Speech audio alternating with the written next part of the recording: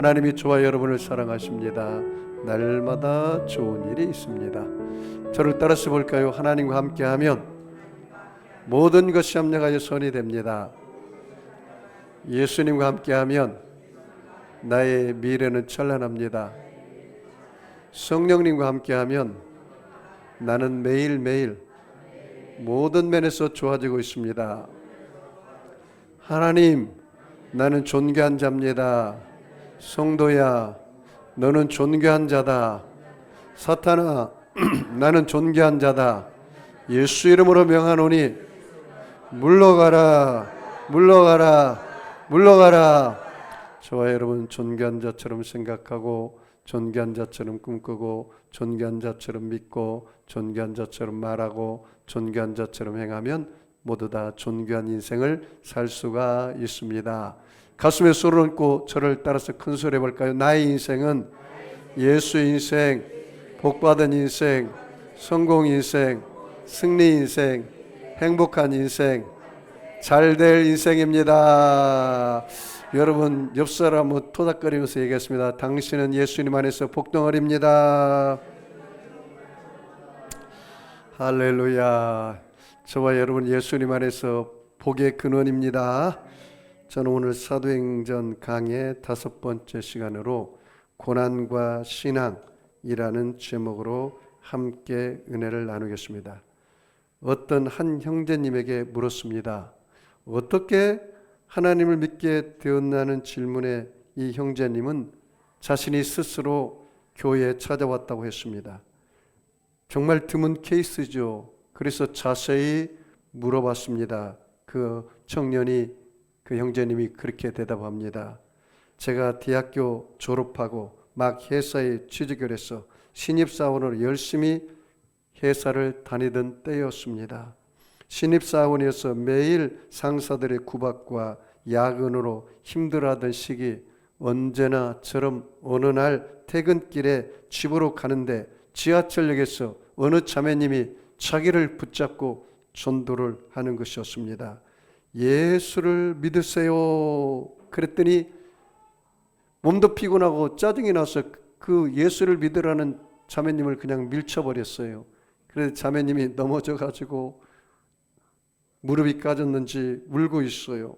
그러면서도 끝까지 그렇게 이야기합니다. 예수님 안 믿으면 지은 죄 때문에 심판받고 지옥 가요. 지옥 가면 안 돼요. 하면서 그 자매님이 우는 거였어요. 그러던 말던 그 청년은 그냥 손살같이 뛰어서 집으로 갔습니다. 그런데 그 다음 날부터 문제였습니다. 자꾸 그 자매의 말이 머릿속에서 맴돌았습니다. 지옥 가면 안 돼요. 밥 먹을 때도 지옥 가면 안 돼요. 잠잘 때도 지옥 가면 안 돼요. 걸어갈 때도 지옥 가면 안 돼요. 계속 그 자매의 지옥 가면 안 돼요라는 말이 이 귓가에서 맴돌고 떠나지 않았습니다. 며칠을 그렇게 지내다가 도저히 안 되겠다는 마음에 들어서 교회를 찾아갔습니다. 교회를 찾아갔는데 그날따라 목사님께서 설교하는데 다 자기에게 하는 설교로, 다 자기에게 하는 설교. 그래서 그 형제님이 그날 회개하고 예수님을 구주로 영접했다는 이야기를 들어봤습니다. 사랑하는 성도 여러분, 복음은 능력입니다. 예수 이름은 능력입니다. 저는 오늘 이 말씀을 묵상하면서 제 자신과 우리 교회를 되돌아보게 되었습니다. 우리가 왜 고난이 다가올까? 고난의 시기가 뭘까? 그리고 이 초대교회에 왜 고난이 다가왔을까? 여러분, 초대교회는 마가다락방에서 120명이 열심히 기도해서 성령 받고 하나님의 은혜가 충만했습니다. 그래서 교회가 세워졌어요. 그리고 그들이 복음을 전할 때 많은 기사와 역사가 일어났습니다. 그리고 하나님을 찬양하고 모일 때마다 기도하고 흩어지면 전도했습니다. 그래서 세상 사람들로부터 칭송을 받자 주께서 날마다 구원받는 숫자를 더해줬습니다. 얼마나 구원받는 숫자가 늘어났어요? 120명에서 3,000명까지 교회가 부흥했습니다. 그런데 어린아이나 또 여자분들까지 다 합치면 거의 10,000명 이상이 부흥됐겠죠. 그런데 하나님의 뜻대로 살아가는데 이렇게 복음을 전하고 서로 하나님 안에서 믿음으로 생활하는데 왜 고난이 닥쳐올까요? 이 고난이 닥쳐왔어요. 사도행전 3장의 말씀 보니까 베드로와 요한이 미문가에 있는 그 안진뱅이에게 내게 은과 금은 없거니와 내게 있는 것으로 내게 주노니 나사렛 예수 이름으로 일어나 걸으라겠어요. 그래서 예수 그리스도의 죽으심과 예수 그리스도의 부활하심을 증거했어요. 그래서 기적과 역사가 일어났습니다. 그런데 거기 성전을 미문가를 지키고 있는 사람 그리고 제사장과 사두개인들이 복음 전하지 말라고 베드로와 요한을 잡아가지고 감옥에 그만 가두고 말았어요.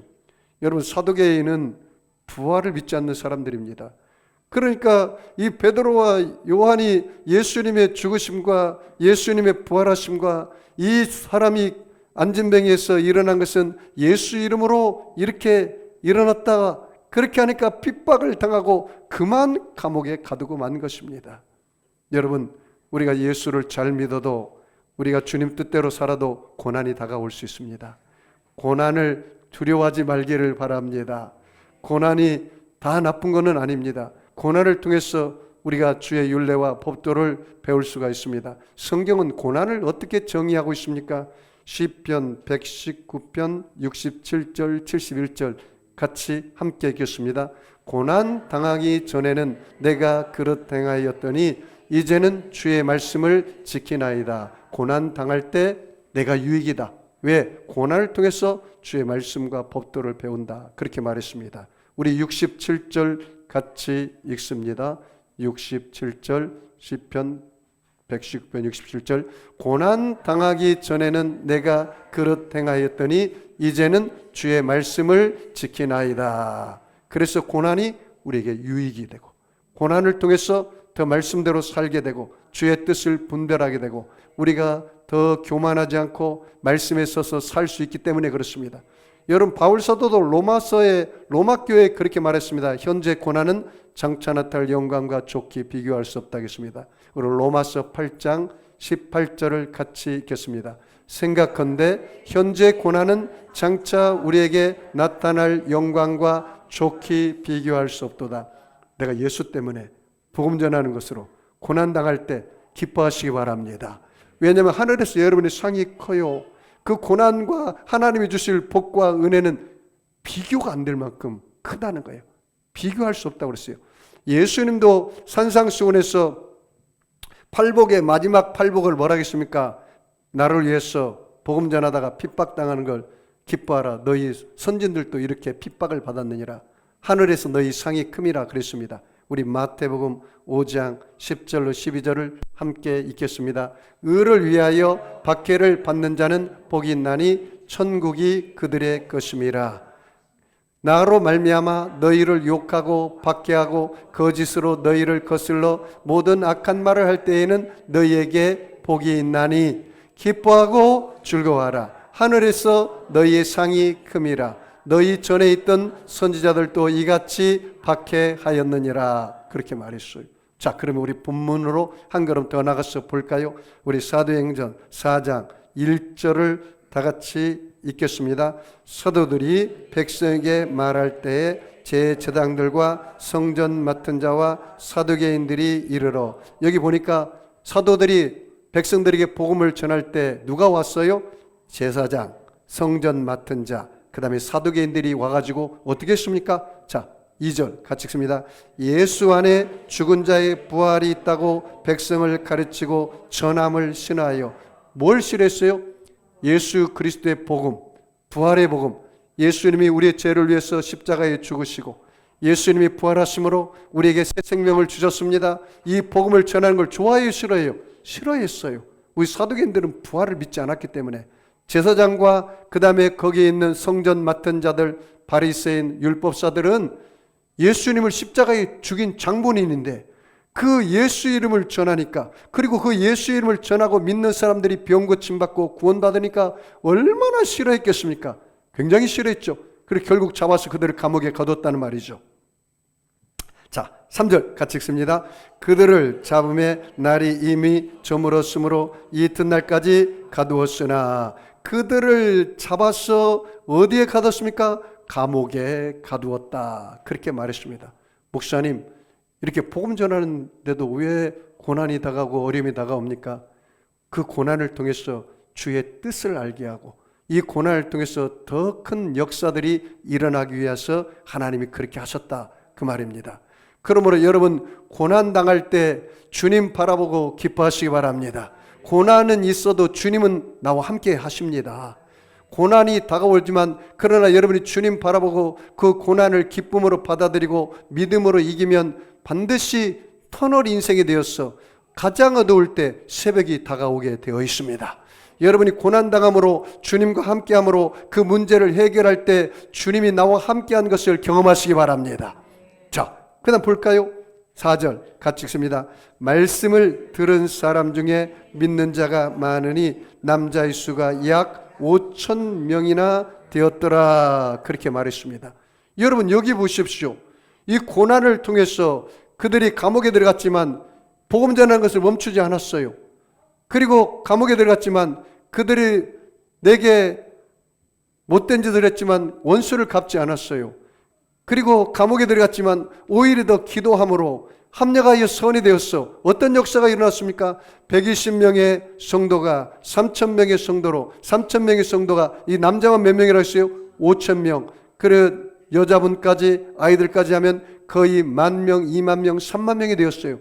그래서 오직 성령이 너에게 임하심으로 예루살렘과 온 유대와 사마리아와 땅까지 이르러 복음이 전했는데 나중에 안디옥 교회에서는 바울과 바나바를 보내가지고 전 세계 복음화가 일어나고 한국까지 복음이 들어온 줄 믿습니다.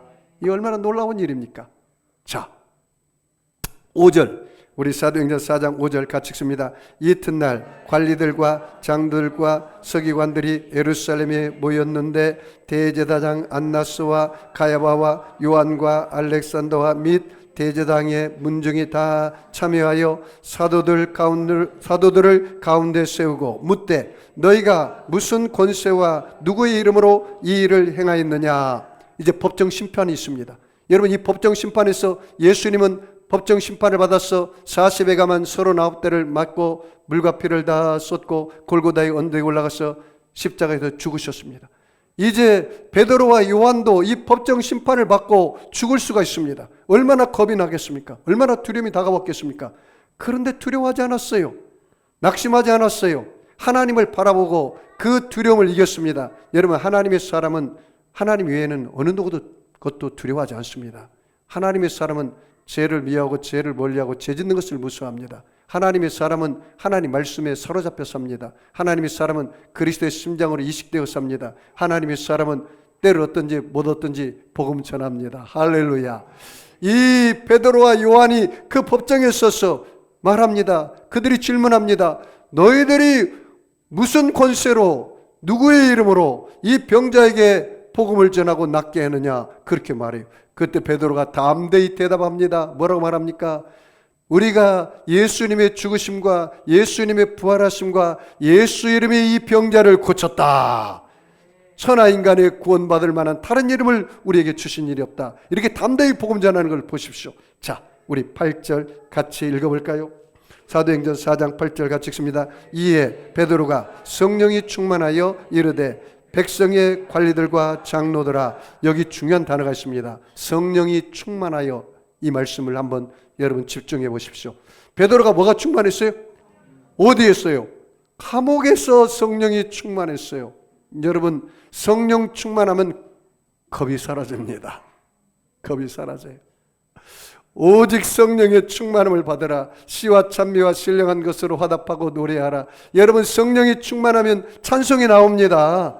감옥에서도 기도가 충만합니다. 성령 충만하면 늘 감사가 넘치고 늘 하나님의 은혜 가운데 살게 됩니다. 그러나 성령 충만하지 않으면 감옥이 지옥이 되고 말아요. 아니, 내가 이렇게 복음 전하는데 하나님이 나를 감옥에 넣었단 말인가? 내가 이렇게 열심히 주의 일을 하는데 왜 이렇게 어려움이 다가오고 고통이 다가온단 말인가? 원망과 불평이 쏟아져 나와요. 누추한 말, 어리석은 말, 희롱의 말이 넘쳐나요. 성령 충만하지 않으면 그래요. 그러나 성령 충만하면 그 어디나 하늘나라인 줄 믿습니다. 야, 보십시오. 이 베드로가 성령이 충만해서 그 앞에 있는 사두개인, 제사장, 성전 지키는 자들, 율법사들, 바리새인들 다 세워놓고 뭐라고 말합니까? 성령이 충만해서 이렇게 이야기하고 있습니다. 우리 9절 같이 읽습니다. 만일 병자들에게 행한 착한 일에 대하여 이 사람이 어떻게 구원을 받았느냐고 오늘 우리에게 질문한다면, 이 사람이 어떻게 해서 구원받았냐고 나에게 너희들이 질문한다면 내가 이렇게 대답하겠다. 보십시오. 어떻게 대답합니까? 10절 같이 읽습니다. 너희와 모든 이스라엘 백성은 알라. 그 알라라는 말을 줄쳐보십시오. 너희들이 알아야 할 게 하나가 있다. 이 병든 자가 어떻게 구원받았는지, 이 병든 자가 어떻게 치료받았는지 너희들이 알아야 할 게 있다. 뭘 알으라는 말입니까? 같이 읽습니다. 너희가 십자가에 못 박고 하나님이 죽은 자 가운데서 살리신 나사렛 예수 그리스도의 이름으로 이 사람이 건강하게 되어 너희 앞에 섰느니라. 할렐루야. 나사렛 예수 이름으로 이 사람이 건강하게 되었습니다. 베드로가 그렇게 말했어. 베드로가 은과 금은 없거니와 내게 있는 것으로 내게 주노니 나사렛 예수 이름으로 일어나 걸어라. 누구 이름으로요? 나사렛 예수 이름으로 일어나 걸어라 그랬습니다. 사람들이 와서 베드로에게 집중하며 베드로야 너 대단한 사람이다. 너가 어떻게 해서 이 사람을 이렇게 세웠니? 그랬더니 오늘 말합니다. 예수 그리스도의 죽으심과 예수 그리스도의 사흘 만에 부활하신 그 그리스도가, 그 그리스도 이름이 이 사람을 낫게 했다. 내 경건이나 능력이 이 자를 치료한 것이 아니라 예수 이름이 그렇게 했다. 할렐루야. 이게 복음입니다. 이 베드로와 요한은 그 감옥 가운데서도 복음을 멈추지 않았습니다. 하던 대로 계속 복음을 전했습니다. 자, 우리 11절 12절 같이 읽습니다. 이 예수는 너희 건축자들의 버린 돌로서 집 모퉁이의 머릿돌이 되었느니라. 다른 이로서는 구원을 받을 수 없나니 천하 사람 중에 구원을 받을 만한 다른 이름을 우리에게 주신 일이 없음이라 하였더라. 여러분, 예수님은 이스라엘 백성들이 버린 돌이었습니다. 십자가에 못 박은 돌이었습니다. 그런데 하나님께서는 그 예수님을 십자가에서 죽음 권세를 이기시고 사흘 만에 부활하심으로 이스라엘의 머릿돌이 되게 하시고 산돌이 되었습니다. 여러분, 예수님은 지금 살아서 우리 마음 안에 와 계십니다.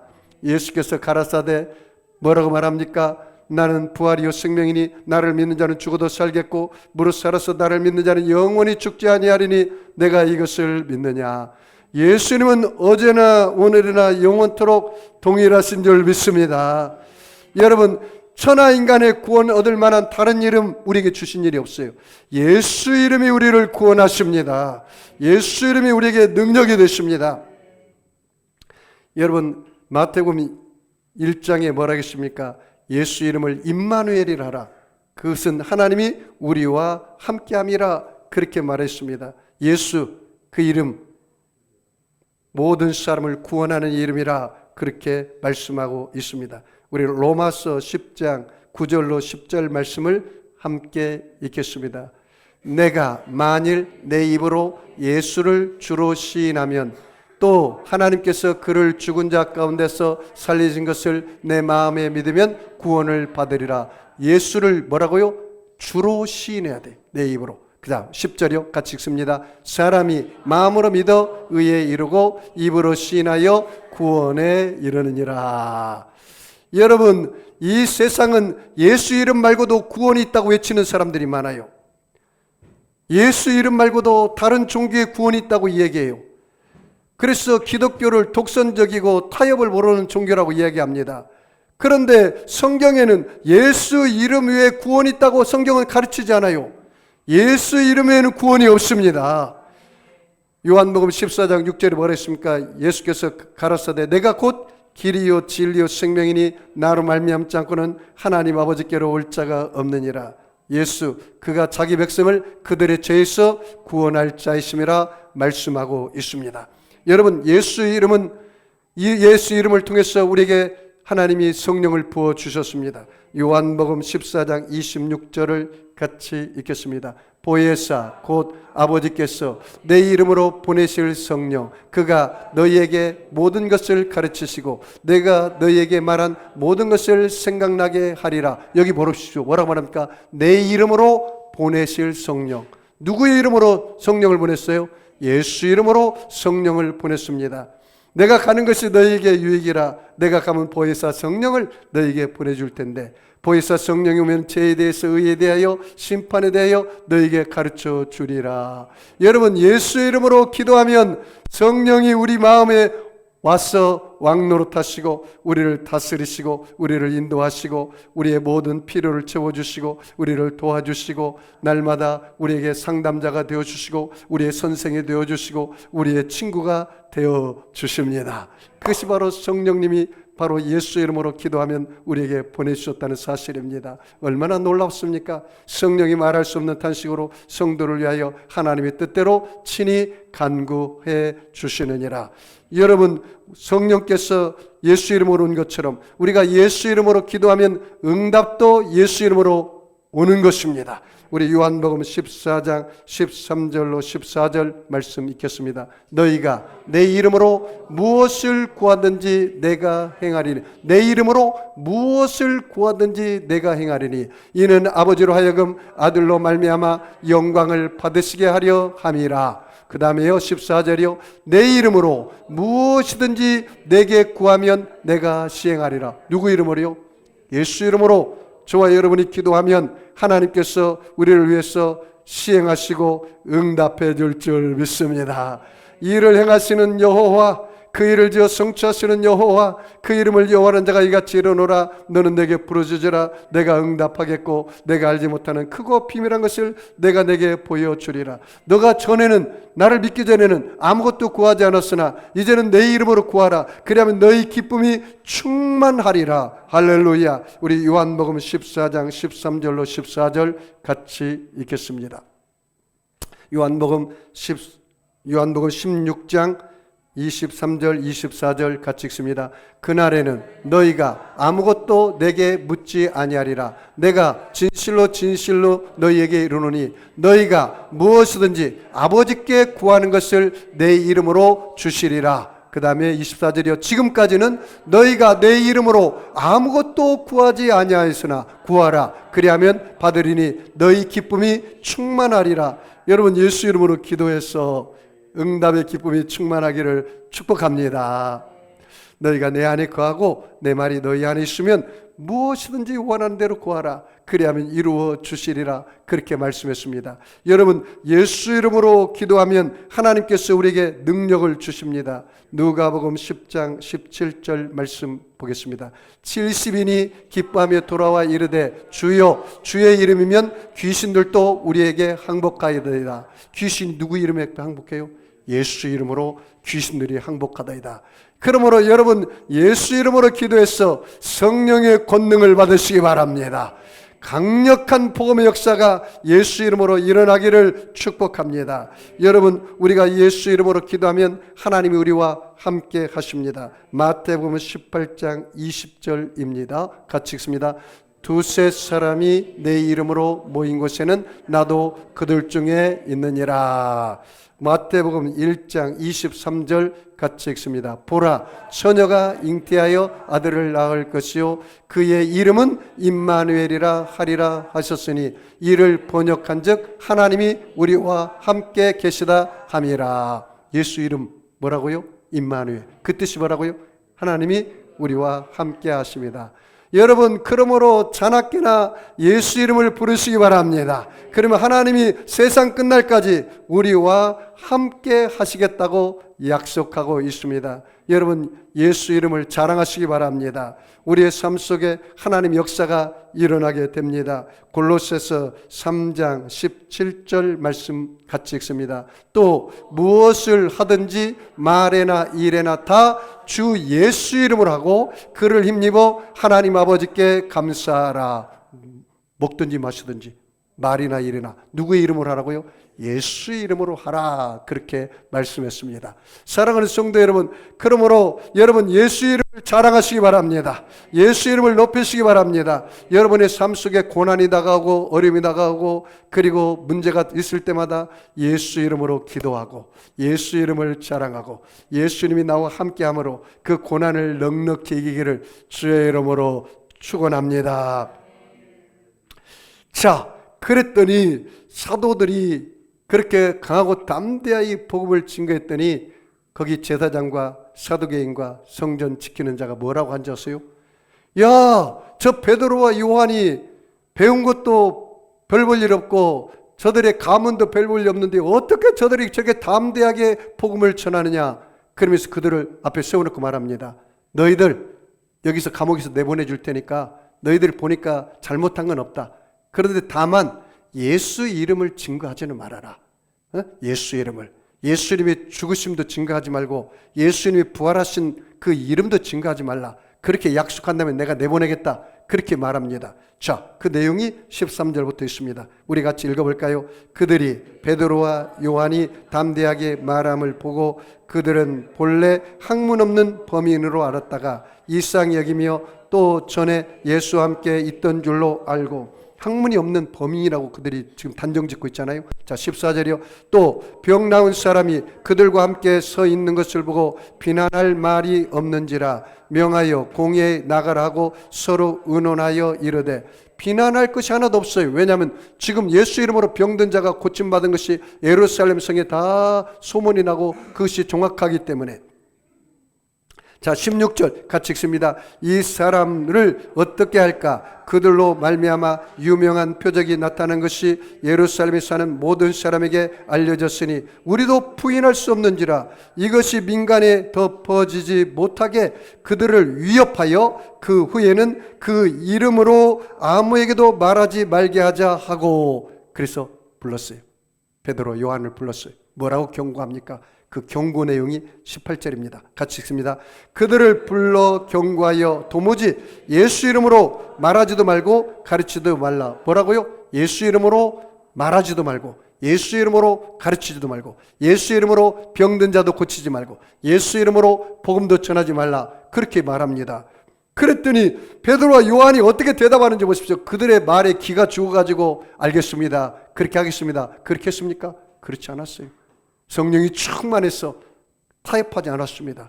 그럼에도 불구하고 강하고 담대하게 예수 이름을 전하지 않고는 못 베긴다고 그렇게 말했습니다. 하나님의 생각이 인간의 생각보다 낫다고 말합니다. 자, 19절 같이 읽습니다. 베드로와 요한이 대답하여 이르되 하나님 앞에서 너희 말을 듣는 것이 하나님 말씀을 듣는 것보다 옳은가 판단하라. 여러분, 하나님 앞에서 세상 사람 말 듣는 것이 나아요? 하나님 말씀 듣는 게 나아요? 하나님 말씀 듣는 게 훨씬 낫죠. 여러분, 하나님의 생각과 여러분의 생각 어떤 생각이 더 좋을까요? 하나님의 생각이 더 좋죠. 여러분의 길과 하나님의 길 누가 어떤 길이 좋을까요? 하나님 길이 낫죠. 여러분, 세상 방법과 하나님 방법 어떤 게 나을까요? 하나님 방법이 낫죠. 여러분 뜻과 하나님의 뜻 어떤 게 나을까요? 하나님의 뜻이 낫죠. 그러므로 이 베드로와 요한이 강하게 말합니다. 하나님 앞에서 너희 말 듣는 게 옳겠니? 하나님 말 듣게 옳겠니? 우리는 하나님을 섬기는 사람인데 강하고 담대하게 거부하는 거예요. 그들의 말을. 그러면서 20절 같이 읽습니다. 우리는 보고 들은 것을 말하지 아니할 수 없다 하니 이거 굉장히 중요합니다. 우리가 보고 들은 것, 내가 체험한 예수, 내가 만난 예수 우리는 전하지 않고는 못 베긴다. 내가 만난 예수 나는 전해야 한다. 내가 만난 그 체험한 예수, 그 예수를 전하지 않고는 내가 잠들 수 없다. 이런 각오입니다. 얼마나 놀랍습니까? 체험을 통한 복음의 증거를 담대하게 용기 있게 전하겠다고 고백하고 있지 않습니까? 그랬더니 이제 관리들이 포기하고 말아요. 자, 21절 같이 읽습니다. 관리들이 백성들 때문에 그들을 어떻게 처벌할지 방법을 찾지 못하고 다시 위협하여 놓아주었으니 어떻게 다시 놓아주었으니 이는 모든 사람이 그 된 일을 보고 하나님께 영광을 돌림이라. 이 표적으로 병 나은 사람이 40여 세나 되었더라. 그렇게 말했습니다. 여러분, 고난을 직면하는 것을 오늘 여러분 배웠어요. 여러분이 고난이 직면할 때 여러분이 하던 것을 멈추면 안 됩니다. 이 초대교회 베드로와 요한과 그 성도들이 복음 증거하는 일을 멈췄습니까? 멈추지 않았어요. 그리고 그들에게 원수를 갚았습니까? 원수 갚지 않았어요. 오히려 그들을 위해서 기도하고 구원받기를 더 열심히 기도했습니다. 여러분, 고난당하고 올 때 가장 우리가 엎드려서 해야 할 게 뭡니까? 기도라는 사실입니다. 할렐루야. 고난당할 때 제일 먼저 해야 할 게 뭐라고요? 엎드려 기도하는 것입니다. 이 초대교회 사람들이 뭐 했는지 볼까요? 그 다음 말씀 봐요. 자, 23절 같이 읽습니다. 사도들이 노임에 그 동료에게 가서 제사장들과 장로들의 말을 다 알리니, 그 다음 봐요. 그들이 듣고 한 마음으로 하나님께 소리 높여 이르되 대주제여 천지와 바다와 그 가운데 만물을 지으신 이여. 뭐 하고 있습니까? 기도입니다. 이게 해답입니다.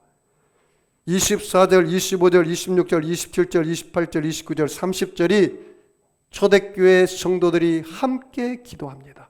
여러분, 고난당할 때 어떤 공동체나 가정이나 고난당할 때 여러분 가정에서는 가정예배를 드리면 가족이 한 마음이 돼요.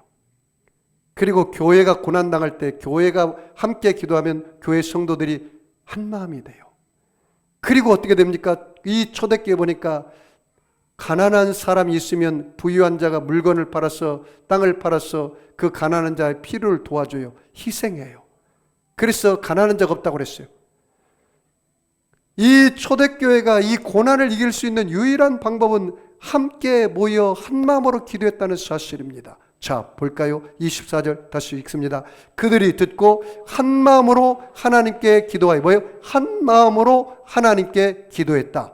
어떻게 기도했습니까? 이르되 대주제여 천지와 바다와 그 가운데 만물을 지으신 이시여. 쭉 읽습니다. 또 주의 종 우리 조상 다윗의 입을 통하여 성령으로 말씀하시기를 어찌하여 열방이 분노하며 족속들이 헛살을 경영하는고 세상의 군왕들이 났으며 관리들이 함께 모여 주와 그의 그리스도를 대적하도다 하신 이로소이다. 과연 헤롯과 본디오 빌라도는 이방인과 이스라엘 백성과 합세하여 하나님께서 기름 부으신 거룩한 종 예수를 거슬러 하나님의 권능과 뜻대로 이루려고 예정하신 그것을 행하려고 이 성에 모였나이다. 주여, 이제도 그들의 위협함을 굽어 보시옵고 또 종들로 하여금 담대히 하나님의 말씀을 전하게 하여 주시오며 손을 내밀어 병을 낫게 하시옵고 표적과 기사가 거룩한 종 예수의 이름으로 이루어지게 하옵소서 하더라. 할렐루야. 더 강하고 담대하게 하나님 앞에 기도했어요. 하나님, 우린 뒤로 물러가지 않습니다. 예수 그리스도의 복음을 전할 때 이사와 기적이 일어나고 예수 이름으로 손을 얹고 기도할 때 귀신이 떠나가고 병자가 고침받고 주의 복음이 편만하게 증거되게 하여 주시옵소서. 거룩한 종 예수 이름으로 이 모든 것이 이루어지게 하여 주시옵소서. 강하고 담대하게 기도했어요. 여러분, 기도한 결과 어떤 일이 벌어진지 아세요? 그 기도에 마쳤을 때 이런 일이 벌어졌습니다. 31절 같이 읽습니다. 빌기를 다하며, 뭐라고요? 기도를 다하며, 기도를 마치며 어떤 일이 벌어졌나요? 모인 곳이 진동하더니 무리가 다 성령이 충만하여 담대히 하나님의 말씀을 전하니라. 할렐루야. 기도를 마쳤더니 어떤 일이 벌어졌어요? 그 기도한 장소에 진동이 일어나고, 그리고 진동이 일어날 뿐만 아니라 사람들의 마음에 성령이 충만했어. 내가 받은 은혜, 내가 받은 복음, 내가 만난 예수를 어떻게 해요? 담대히 증거했다. 오늘 그렇게 나옵니다. 뭐라고 말합니까? 성령이 충만하여 담대히 하나님 말씀을 전하니라. 할렐루야. 저와 여러분이 이렇게 복음을 담대히 전하기를 주의 이름으로 축원합니다. 자, 그런 다음에 어떤 역사가 있는지 좀 더 볼까요? 한 걸음 더 나가서 32절 같이 읽습니다. 믿는 무리가 한 마음과 한 뜻이 되어 모든 물건을 서로 통용하고 자기 재물을 조금이라도 자기 것이라 하는 이가 하나도 없더라. 열어보십시오. 초대교회 성도들이 하나님 앞에 함께 기도했더니 마음이 하나가 됐어요. 마음이 하나가 됐어요. 한 마음이 되었어요. 한 뜻이 되었어요. 생각이 하나가 되었어요. 꿈이 하나가 되었어요. 같은 생각, 같은 마음, 같은 뜻, 같은 꿈, 같은 믿음, 같은 말, 같은 행동, 같은 열매를 맺게 된 겁니다. 그러니까 그런 마음이 되니까 이제는 헌신의 마음이 되었어. 가지고 있는 것도 팔았어. 가난한 자를 나눠주고, 그리고 그 초대교회가 놀라운 기적의 공동체가 되었다는 사실입니다. 자, 32절 같이 다시 읽어봅니다. 믿는 무리가 어떻게 한 마음과 한 뜻이 되었다고 했잖아요. 그 다음에 모든 물건을 서로 통용하고 자기 재물을 조금이라도 자기 것이라 하는 이가 하나도 없더라. 어떻게 해요? 희생하는 거잖아요. 나눠주는 거잖아요.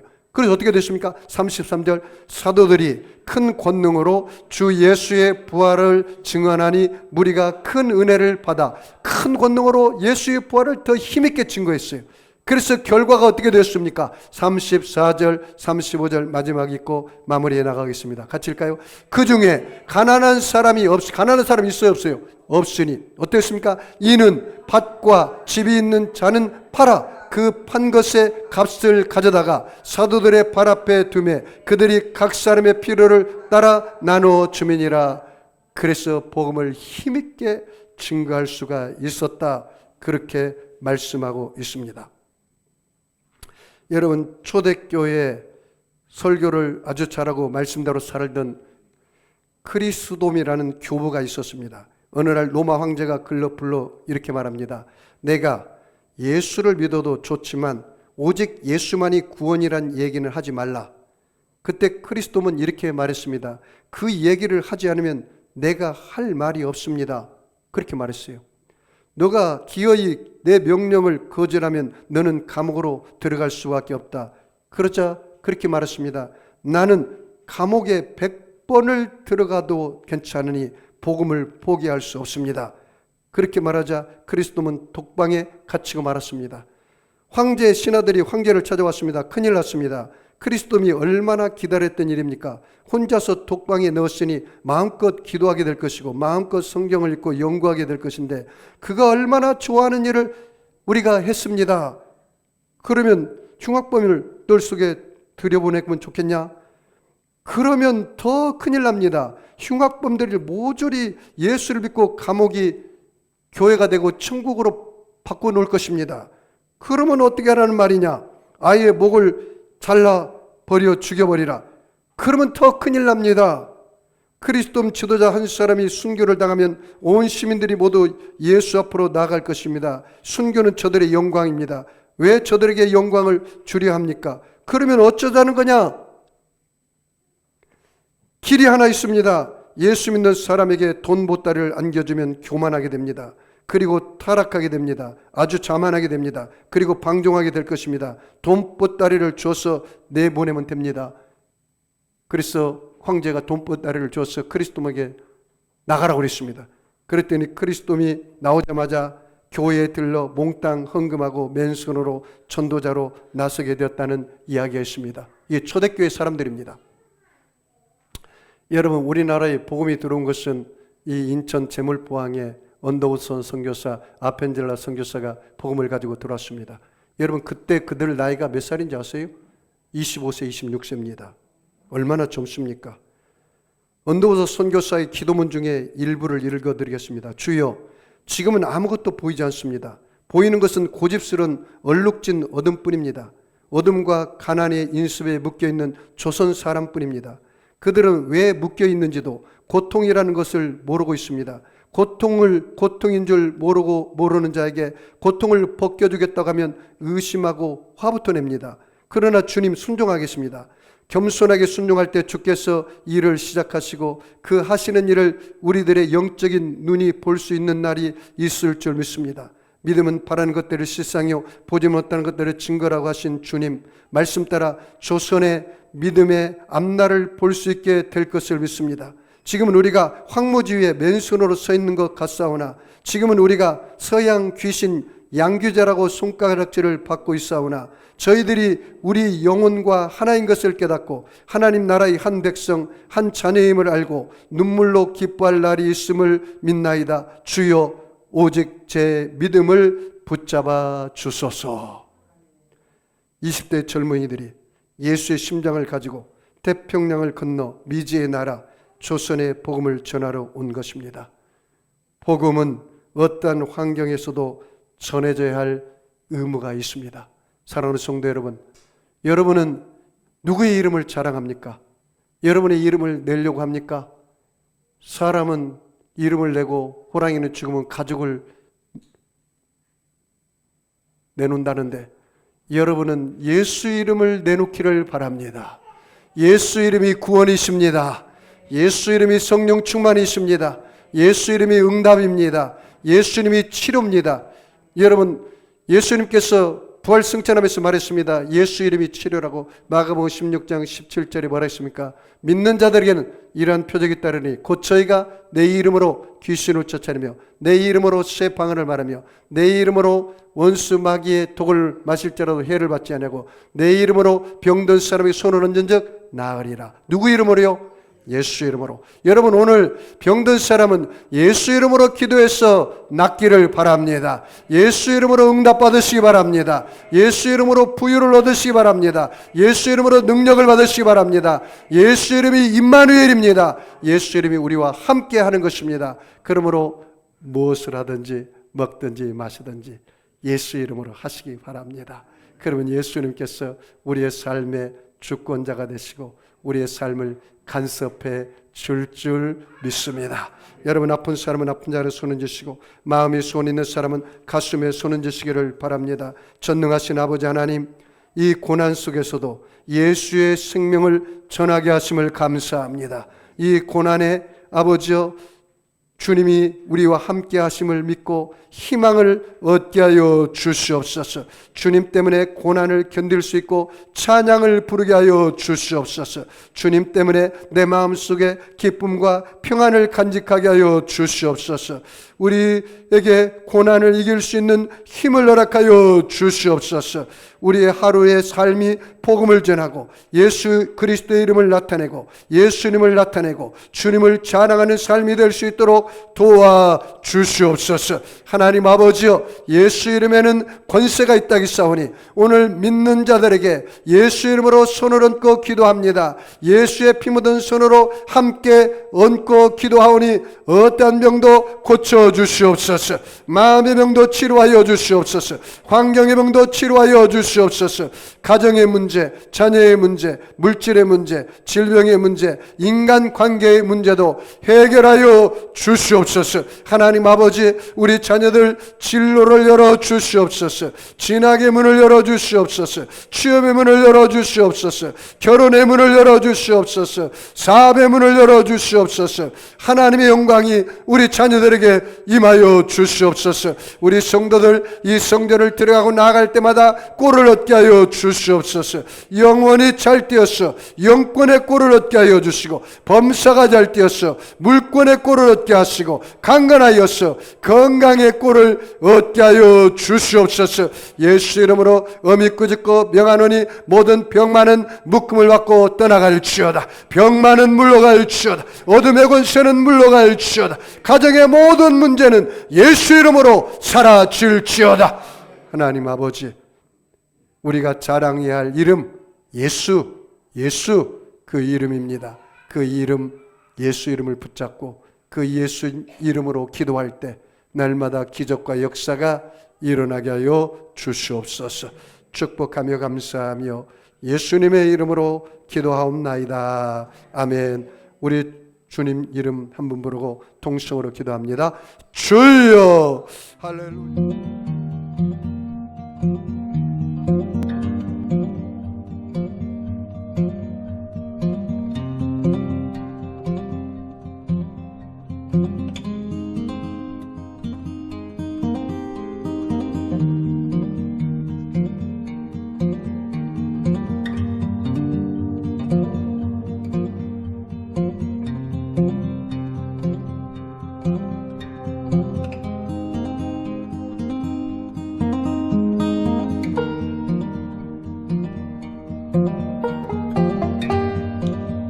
주